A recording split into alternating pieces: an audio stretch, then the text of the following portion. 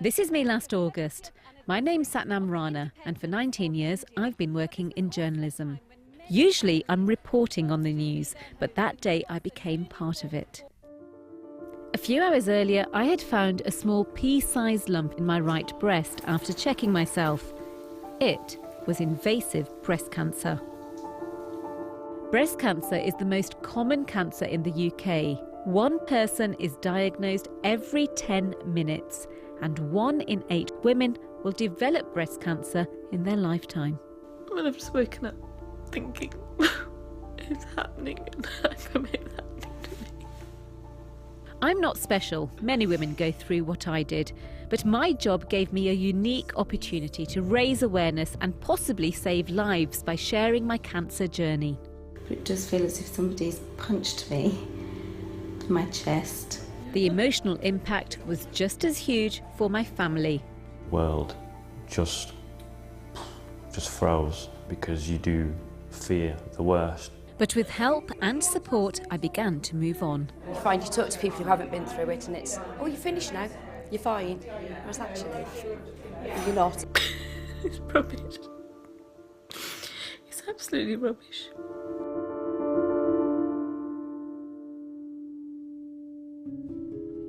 Let's wind back the clock.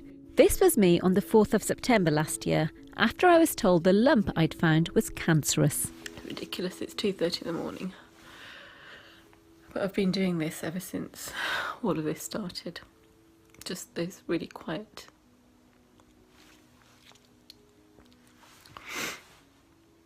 moments when you wake up is when you realise that, oh gosh, this is happening and it's happening to me. I knew I may have to lose my right breast, but if it had spread to my lymph nodes, I would also need chemotherapy. One of the biggest fears women face is waiting for tests to show if the cancer has spread. To put you out of your misery, biopsy result is normal. Good. And they clearly this time have a portion of a lymph node, and the radiologist was very confident that it was the one that looked a bit indeterminate that they biopsied. Good. Node biopsy has come back clear for now, so that means no chemo, no radiotherapy. So that's kind of good news, which is a bit weird to think because I've still got to have a mastectomy, but for now, fingers crossed it stays like that. Around 5,500 women aged 45 and under are diagnosed with breast cancer every year in the UK. Many women feel a sense of disbelief when they get cancer, and it's something I can relate to.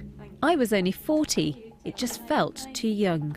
About 80% of breast cancers in the UK occur in women over the age of 50, so that means only 20% are under 50. So she's in a small patient group. So as loose as possible, so everything is a size larger than normal. Yeah. I was diagnosed with stage 1 grade 2 cancer. There were 2 invasive tumours. A plan was put in place to carry out a mastectomy, a full removal of all of my right breast tissue and an immediate reconstruction using an implant. Even though I had major surgery ahead of me, I was feeling positive. The way I look at it is that tomorrow is the day that the cancer does come out. And that's how most people look at it as well, because they've been saying to me, you know, it's going to go after tomorrow, it'll be fine. And yes, it is absolutely going to be fine. My little boy is also on this journey with me, and we've done our best to explain what's happening. They'll take Mummy's whole boobie off, and then they're going to take the lump out, and they're going to go to the boobie cupboard, and then they will get a boobie on, a brand new boobie on. And that's why I'm not worried, because I've got a little man here, a mini surgeon, telling me what's going to happen. But it's not so black and white for my husband. It's getting more real, and today, on the eve of the surgery, I've had a couple of cries. Nothing wrong with that. After a 5-week wait, it's surgery day. My sister and husband have come along to support me. I just feel as if I'm in such a practical place and that everybody else who's coming at me, they're slightly more emotional. So just reassuring everyone, don't worry, it's going to be absolutely fine, I'm in good hands and I've got to get this out and this is what's got to be done.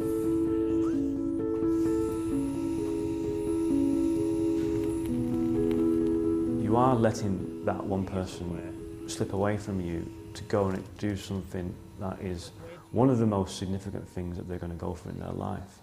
And you're not there to hold their hand. You're not there to see them through that process. So that is quite scary. The surgery itself has gone really well, all completely straightforward and routine. The plan in terms of seeing her with her results is going to be about a week from now in my clinic in Bromsgrove. Most women never get to see what happens in the operating theatre, but my operation was filmed. A year on, I have plucked up the courage to watch it. It's a bit gross watching it back. At the same time, I'm just a little bit, wow. Such a small thing can cause so much havoc. And that's the whole point, isn't it, of cancer? It just takes over if it wants to.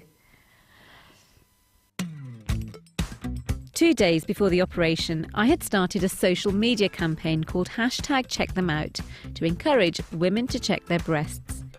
Through this traumatic time, the campaigning became my emotional crutch. There's a lot of preparation for the physical side, the discomfort, the pain.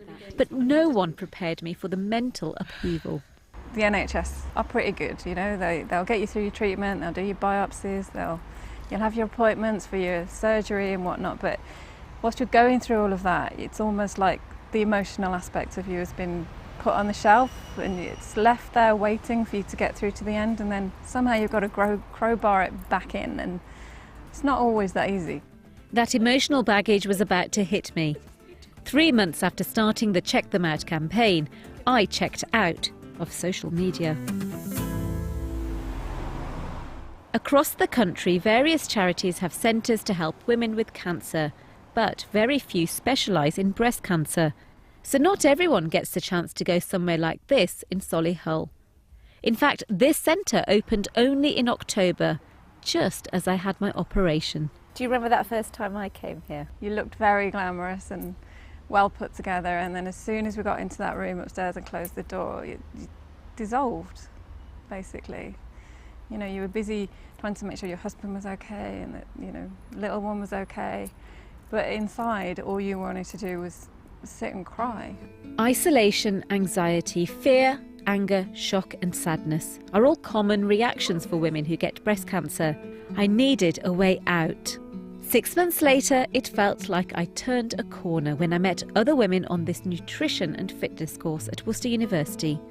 I find it's very beneficial you actually get to meet people who are also going through the same situation as you and understand when you're having your good times, your bad times, and how it's actually feeling. You find you talk to people who haven't been through it and it's, oh, you're finished now, you're fine, whereas actually you're not. It's not the illness that's so scary, because modern medicine, I do have faith in it. It's the change of lifestyle, the sudden cut-off of everything. These women were with me as I headed towards a second procedure just 9 months after the big mastectomy. This time a fat transfer to fill out dents and creases in the implant. For many women, getting the breast to look as natural as possible is an important step on the road to recovery. But it asked for it to happen. But it has happened. And even though I've got the best scenario, I just didn't realise it was going to have such a huge impact on my life. Not just my life, my husband also turned to counselling.